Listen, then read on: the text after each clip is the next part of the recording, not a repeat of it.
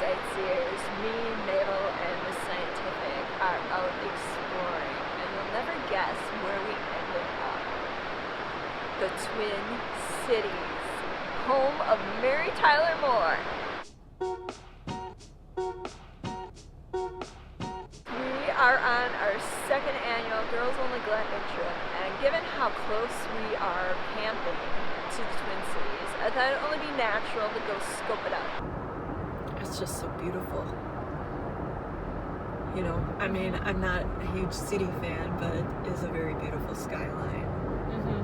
I have never personally, up until now, set foot in Minneapolis or St. Paul. Haven't gotten out of my vehicle to walk around, just basically have driven through and around the city. So I thought, why not seize the day, right? Well, we are having an awesome time here exploring.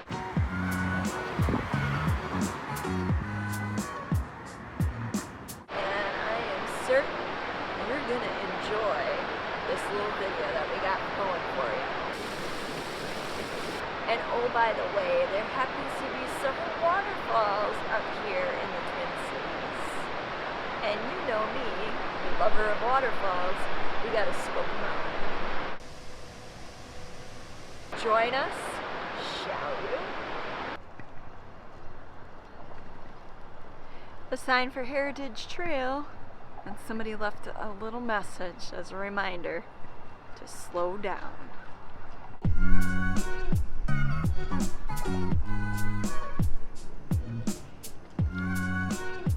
I'm currently standing on a National Historic Civil Engineering landmark known as the Stone Arch Bridge for the Great Northern Railway. And the Stone Arch Bridge of the Burlington Northern Railroad is acknowledged to be one of the finest stone viaducts in the world due to its massive masonry, lofty arches, and graceful curvature.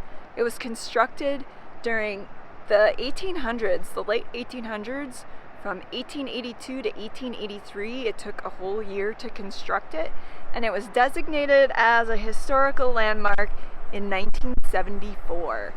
And we're standing on it, so you can't see the archways. We'll go down in a little bit and check out some of the archways. You can see off in the distance there what some of the archways look like. Behind me is the first waterfall in our little Minneapolis tour of waterfalls. That's right, Minneapolis has several waterfalls within its city limits, which totally blows my mind, being that I'm from small town USA on the shores of Lake Michigan. You really don't think that big cities would have something like a waterfall in it, but as we found out when I went to Philadelphia, they do. Something that I've totally found amazing about this waterfall is that it is now man-made. When it was first here, it was not man-made. It was an actual waterfall. But due to erosion over time, the waterfall started moving upstream about 4 feet a year. And it got so bad, the erosion got so bad, that if the city of Minneapolis hadn't intervened, the waterfalls themselves would no longer exist. They would be more of a rapids. And so the city of Minneapolis took steps to intervene and created this beautiful waterfall. There's a nice placard here that talks about the changing shape of the falls, what happened with it, and how they fixed it. So it's really cool to see this here in the city.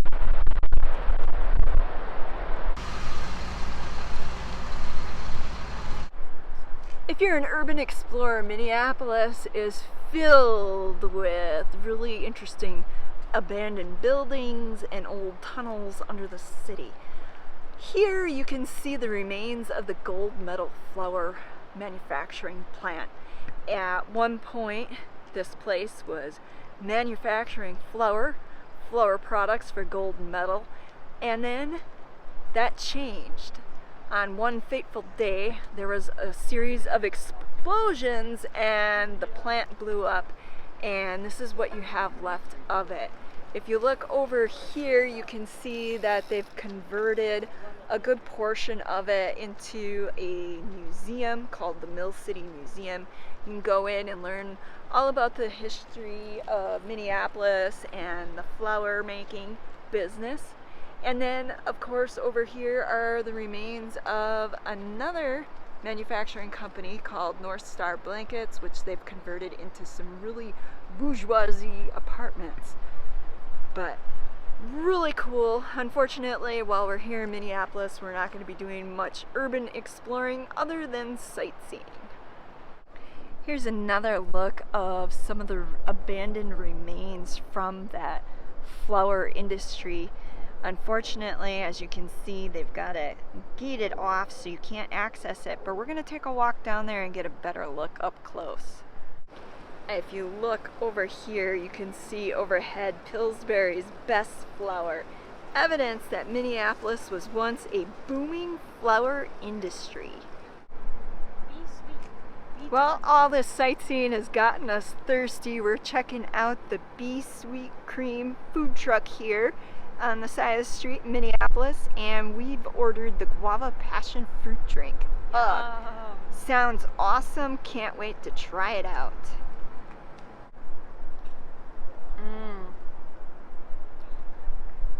Delicious. Definitely refreshing and just really good. Really good.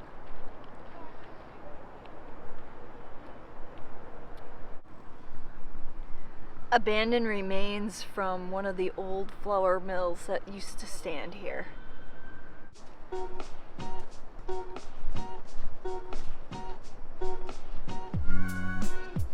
This is exciting, huh? Yeah. Going underneath the arch bridge. Woohoo! And there's the Upper St. Anthony Falls Lock and Dam. I think if we go over that way, we should be able to get down below. For those of you joining us, we're looking at part of the arched bridge here, the original construction that is now a historical landmark. Apparently for $60 a month, you can contract to park down here. Can you imagine that? $60 a month. That's basically $2 a day to park down here. Better be making some big jack if you're going to be doing that. Just a little bit of graffiti that's painted on here underneath the Stone Arch Bridge. Amazing greatness. Here's another view of the remains of that gold metal flour plant. Just look at that. That's cool. I bet you it was really neat to explore when it was first abandoned.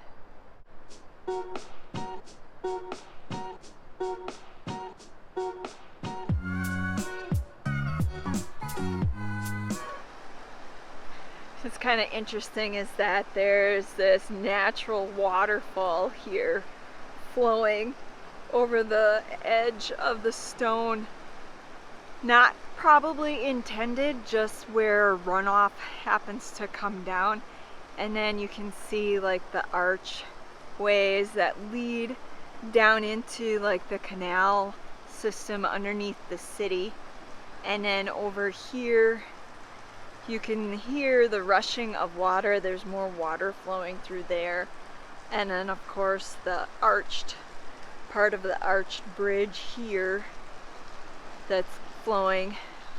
The arch bridge isn't flowing, there's water flowing. Evidently there was like 25 some flour mills located along the banks here, and this here is the stone remains from the explosions that occur over at that gold metal flour company. From what I read, there was the main explosion at that company there, and then there were several others that occurred as well. I don't know if it like sparked, one explosion sparked another, or how that worked, but these are the stone ruins that are left, and just amazing that the city has allowed this to kind of become part of the urban landscape, this urban decay as a reminder of the city's history. If you listen in the background, you can hear the rushing of the water. If you look over that way, you can see what looks like a miniature waterfall, part of the canal system. I'm sure it's not named, it just happens to be here as part of the system. So if you look here, you can see the remains of some of the structures that were here. And then over there is that arched bridge that we walked across to get over here. It's just beautiful. Really love how Minneapolis has just embraced its heritage and created this green space among the urban areas.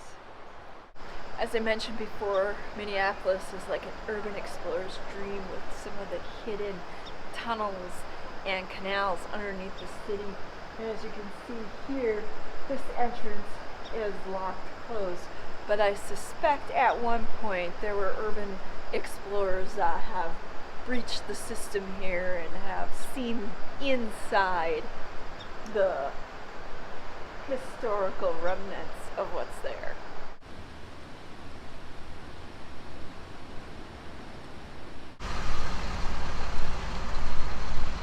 Interestingly enough, on our way to a second waterfall here in Minneapolis, we happened upon the John H. Stevens House, which is considered the birthplace of Minneapolis and Hennepin County.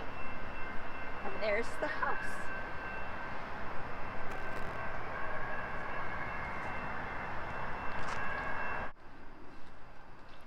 Obviously, that is the latrine for the house. If you look, you can see this is the backyard, a traditional backyard, and they have tomato plants growing. They have a full garden growing back here, which is really cool.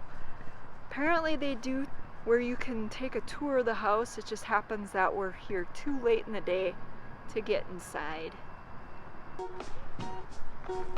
We'll follow Miss Scientific on our way to the falls. We'll make our way to the falls. We're not really sure where it is.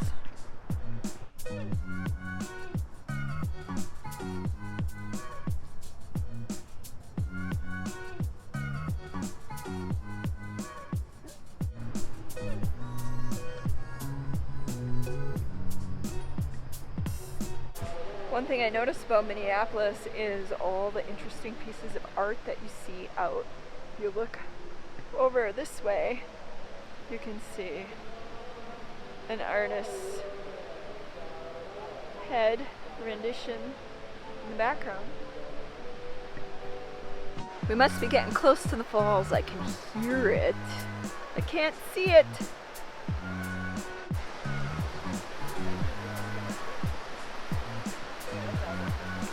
Oh wow, check that out. That is just beautiful.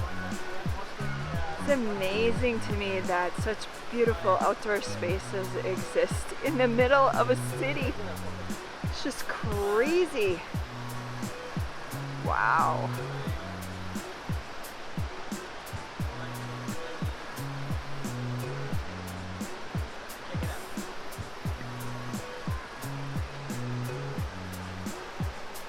Here's a view of it downstream. It's just more of a little rapids area going down, but it's just beautiful up here. It just totally blows my mind that there is a waterfall here in the middle of a city. Isn't that just crazy? And it's just gorgeous. That is just one really beautiful waterfall that I've never seen anything like before. People that live here in Minneapolis are very fortunate to have access to these little green oases in the midst of an urban area. Wow.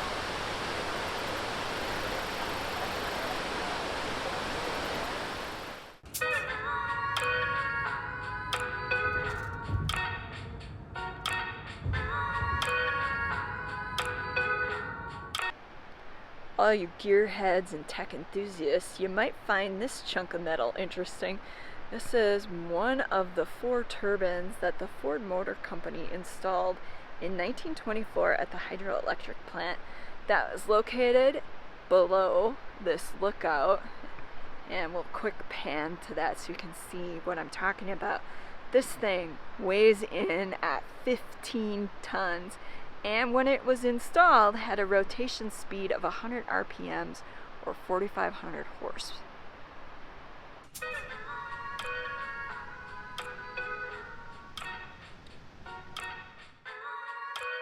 Special thanks goes out to all our fellow sightseers here on Patreon and PayPal. Without you, these videos wouldn't be possible. Wow, check out the Minneapolis skyline. Isn't that just amazing?